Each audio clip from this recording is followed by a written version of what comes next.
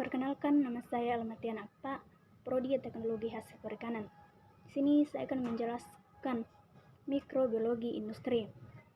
Jadi, mikrobiologi industri adalah ilmu yang mempelajari pemanfaatan mikroorganisme dalam skala besar dan biasanya dihasilkan dalam jumlah banyak dan bersifat komersial. Yang pertama, bagian A, mikrobiologi industri. Yang pertama, pengertian mikrobiologi industri. Mikrobiologi industri merupakan suatu kajian yang berhubungan dengan penggunaan organisme hidup atau produknya dalam proses industri berskala besar. Mikrobiologi industri adalah aspek bioteknologi industri yang berhubungan dengan mikroorganisme. Yang kedua, sejarah perkembangan. Mikrobiologi industri biasanya dimulai dari proses fermentasi alkohol seperti pada pembuatan bir dan wine atau minuman dibuat dari buah anggur. Kemudian pemanfaatan mikroorganisme dikembangkan untuk produksi bahan farmasi seperti antibiotika, produksi bahan makanan tambahan seperti asam amino, serta produksi enzim dan produksi industri kimia seperti butanol dan asam sitrat.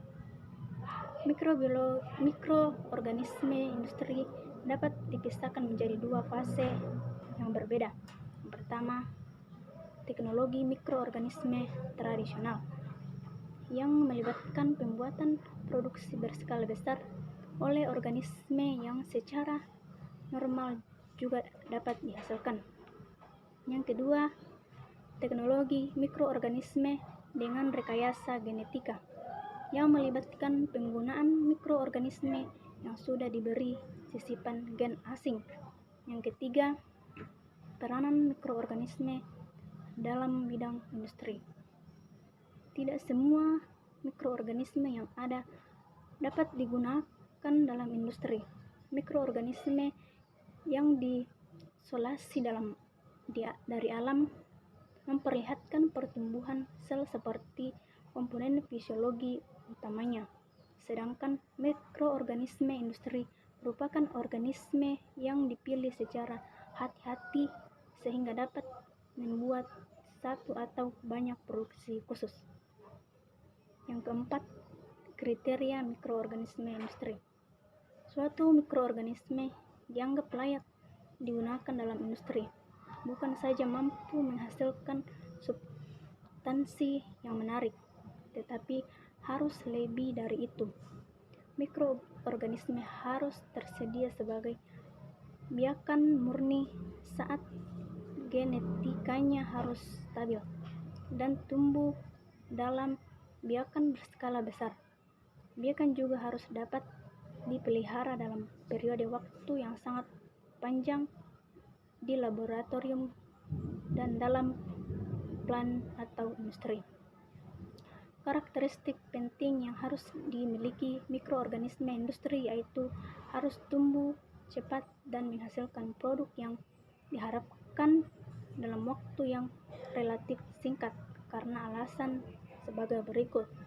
Yang pertama, alat-alat yang digunakan pada industri berskala besar termasuk mahal.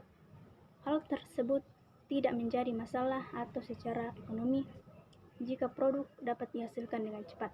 Kedua, jika mikroorganisme tumbuh dengan cepat, kontaminasi fermenter akan berkurang. Ketiga, jika mikroorganisme tumbuh dengan cepat, akan lebih mudah mengendalikan berbagai faktor lingkungan dan fermenter. Sifat penting lain yang harus dimiliki mikroorganisme industri adalah yang pertama, tidak berbahaya bagi manusia dan secara ekonomi penting bagi hewan dan tumbuhan. Yang kedua, mudah dipindahkan dari medium biakan di laboratorium. Sel mikroorganisme pertama kali dipindahkan secara sentrifugasi, tetapi sentrifugasi bersifat sulit dan mahal untuk industri skala besar. Yang ketiga, mikroorganisme lebih disukai jika berkurang besar karena sel lebih mudah dipindahkan dari biakan dengan penyaringan atau dengan bahan penyaringan yang lebih relatif mudah. Yang keempat, mikroorganisme industri harus dapat direkayasa secara genetik. Dalam mikroorganisme industri tradisional, peningkatan hasil diperoleh mulai mutasi dan seleksi. Mutasi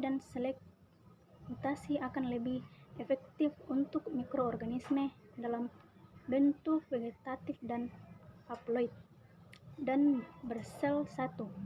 Pada organisme diploid dan bersel banyak, mutasi salah satu genom tidak akan menghasilkan muatan yang mudah diisolasi. Untuk jamur berfilamen, lebih disukai yang menghasilkan spora karena filamen tidak mampu mempermudah rekayasa genetika. Kelima, produk mikroorganisme industri. Susu merupakan salah satu komoditi yang dapat dimanfaatkan menjadi berbagai jenis produk fermentasi, antara lain seperti keju, yogurt, susu asam, dan lainnya. Proses fermentasi susu menghasilkan produk dengan rasa yang disukai, tekstur lembut.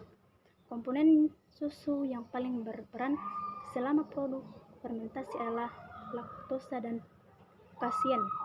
Laktosa digunakan oleh mikroorganisme sebagai sumber karbon dan energi, dengan hasil metabolismenya adalah asam laktat yang menyebabkan pH susu menurun. Manfaat yang diperoleh dari fermentasi susu itu sebagai pengawet alami, meningkatkan nilai gizi, mendapatkan rasa dan tekstur yang disukai, serta meningkatkan variasi makanan. Terima kasih.